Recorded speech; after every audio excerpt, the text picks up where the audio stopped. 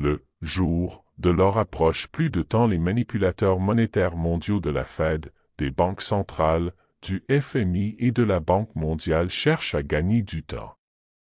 Ils ont besoin de temps pour mettre en place une réforme fiscale à long terme. Ils ont besoin de temps pour créer la monnaie mondiale DTS qui sera acceptée par le marché. Ils ont également besoin de temps pour faciliter l'achat d'or. Le problème est qu'il n'y en a pas. Une ruée vers l'or a déjà commencé avant que tout soit en place et que chacun ait ce dont il a besoin. La perte de confiance dans le dollar a déjà commencé avant même que le DTS soit prêt à le remplacer. L'insolvabilité de la Fed et des banques centrales est imminente. L'élan du dollar s'épuise et le voyant rouge clignote. Le facteur potentiellement déstabilisateur est que la quantité d'or faisant l'objet de contrats papier est plus de 1000 fois supérieure à la quantité d'or physique adossée à ces contrats. Si un grand nombre de détenteurs exigent une livraison physique, le marché papier s'effondrera.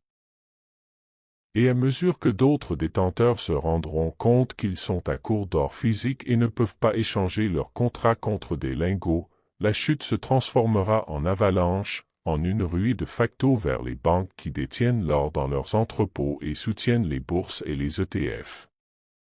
Une dynamique similaire s'est amorcée en octobre 2012, lorsque le cours au comptant de l'or a culminé à environ 1900 $ l'once. L'or est alors tombé à 1200 $ l'once au cours des 6 mois suivants. Loin de décourager les acheteurs, le krach de l'or a fait apparaître l'or comme bon marché pour des millions d'acheteurs individuels à travers le monde. Ils ont fait la queue dans les banques, qui ont rapidement manqué de stock. Les acheteurs de lingots standards de 400 onces et 1 kg ont constaté qu'il n'y avait pas de vendeurs.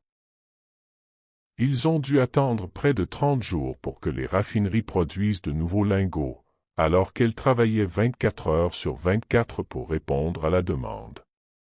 Des conversions massives ont eu lieu sur les marchés à terme de l'or, non pas parce que tous les investisseurs étaient pessimistes sur l'or, mais parce que certains voulaient sortir des milliards de dollars de leur stock avant d'être à court d'or.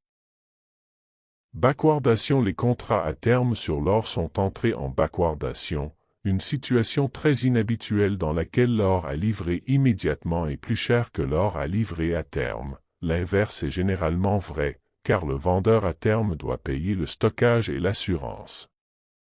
Cela a été un autre signe de pénurie physique aiguë et de forte demande d'accès immédiat à l'or physique.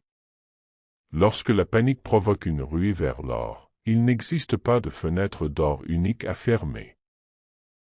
Au lieu de cela, une multitude de clauses contractuelles, rarement lues par les acheteurs d'or, se déclenchent. Les bourses à terme sur l'or ont la possibilité de convertir les contrats en règlements en espèces uniquement et de fermer les canaux de livraison physique.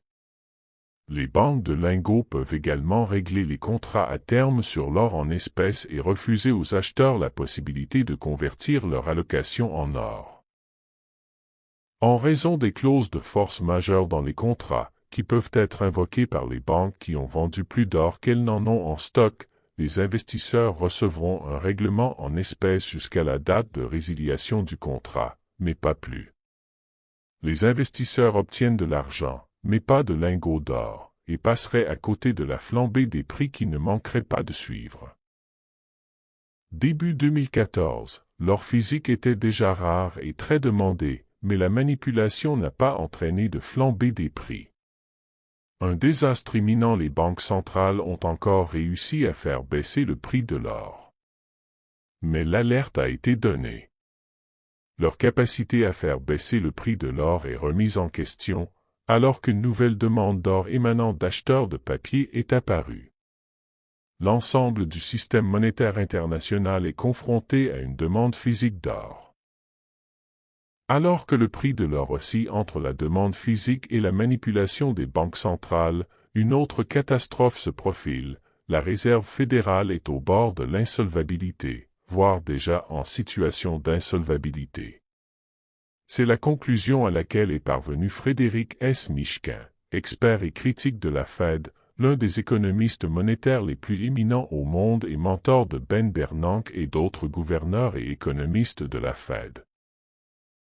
Ainsi, la Banque centrale n'aura guère le choix et sera contrainte de racheter la dette publique et de la monétiser, ce qui entraînera à terme une hausse de l'inflation.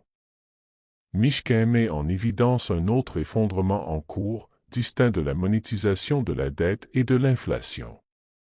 Lorsque la Fed achète des titres à plus long terme avec de la monnaie nouvellement imprimée, son bilan subit d'importantes pertes, évaluées au prix du marché à mesure que les taux d'intérêt augmentent. La Fed ne divulgue pas ces pertes tant qu'elle ne vend pas réellement les obligations dans le cadre d'une stratégie de sortie, bien que des analystes indépendants puissent estimer l'ampleur de ces pertes sur la base d'informations accessibles au public. La monétisation de la dette laisse les banquiers centraux face à un mauvais choix. Si le pays glisse dans la déflation, le ratio dette-PIB se détériorera en raison d'une croissance nominale insuffisante. Si le pays glisse dans l'inflation, le ratio dette-PIB se détériorera en raison de la hausse des taux d'intérêt sur la dette du pays. Si la Banque centrale lutte contre l'inflation en vendant des actifs, elle subira des pertes sur les ventes d'obligations et son insolvabilité sera exposée. Cette insolvabilité pourrait saper la confiance et entraîner à son tour une hausse des taux d'intérêt.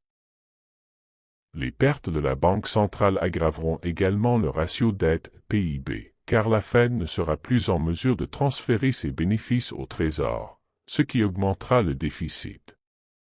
Il semble qu'il n'y ait pas d'issue à cette crise de la dette souveraine pour les États-Unis ou tout autre pays, toutes les solutions semblent bloquées. En 2009, la Fed a évité quelques difficultés grâce à sa relance monétaire et à la manipulation des marchés, mais les vraies difficultés ont été reportées à plus tard. Ce jour est maintenant arrivé.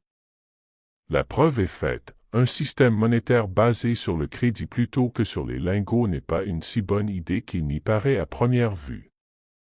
En effet, dans un monde où le volume de crédit ne cesse d'augmenter, la solvabilité des émetteurs diminue.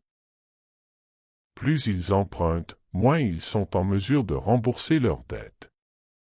Le prix de l'or augmente.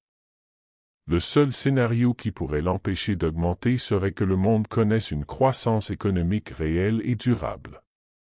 Or, cela n'est pas prévu dans un avenir proche. Et avec seulement 1% de la population qui possède des lingots, il y aura beaucoup de clients pour l'or et l'argent. Tout événement majeur de type signe noir pourrait entraîner une hausse des prix beaucoup plus tôt. La vérité, c'est qu'une autre crise de type Lehman pourrait être imminente, alors qu'un changement de cap ne sera pas envisageable avant qu'il ne soit trop tard. En d'autres termes, la reprise des métaux précieux pourrait survenir plus tôt que prévu.